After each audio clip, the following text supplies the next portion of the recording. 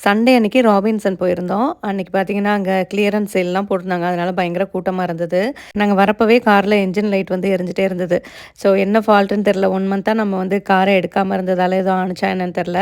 எலி ஏதாச்சும் வயர கடிச்சு வச்சிருக்க போகுது அப்படின்னு சொல்லிட்டு சர்வீஸ் பண்றதுக்காக போலான்னு இருந்தோம். அதுக்கு முன்னாடி வந்துட்டு பாப்பாவ ஃபர்ஸ்ட்டு விளையாட விட்டோம் அப்படின்னா, நம்ம போயிட்டு பொறுமையா பண்ணிட்டு வரலாம் அப்படின்னு சொல்லிட்டு, ராபின்சன்ல உள்ள ப்ளே ஸ்டேஷன்ல பாப்பாவ விளையாட விட்டோம். இங்க வந்து நம்ம விட்டு போயிட்டோம் அப்படின்னா வந்துட்டு, நம்மளோட கான்டாக்ட் நம்பர் மட்டும் குடுத்துட்டு வந்தோம் அப்படின்னா, பாப்பு வெளியில வர மாரி இருந்தா நமக்கு கால் பண்ணுவாங்க. அப்படி இல்லன்னா வெளியிலலாம் விட மாட்டாங்க. ஸோ பயம் எதுவுமே கிடையாது. பி குயிக்ல விட்டோம் அப்படின்னா வந்து உடனே சர்வீஸ் பண்ணி தருவாங்க. கொஞ்ச நேரம் வெயிட் பண்ணி சர்வீஸ்லாம் முடிச்சுட்டு, மறுபடியும் வந்து பாப்பாவ கூட்டிட்டு கொஞ்சம் ஸ்நாக்ஸ் எல்லாம் வாங்கிட்டு, அதுக்கப்புறம் நைட் ஆயிடுச்சு. நார்த் இந்தியன் ஹோட்டல் வந்திருந்தோம். செங்ராய் வந்துட்டு நாங்க மெயினா எதுக்கு வருவோம்னு பார்த்தீங்கன்னா, ஹஸ்பண்டுக்கு வந்துட்டு நார்த் இந்தியன் ஃபுட் வந்து ரொம்ப பிடிக்கும்.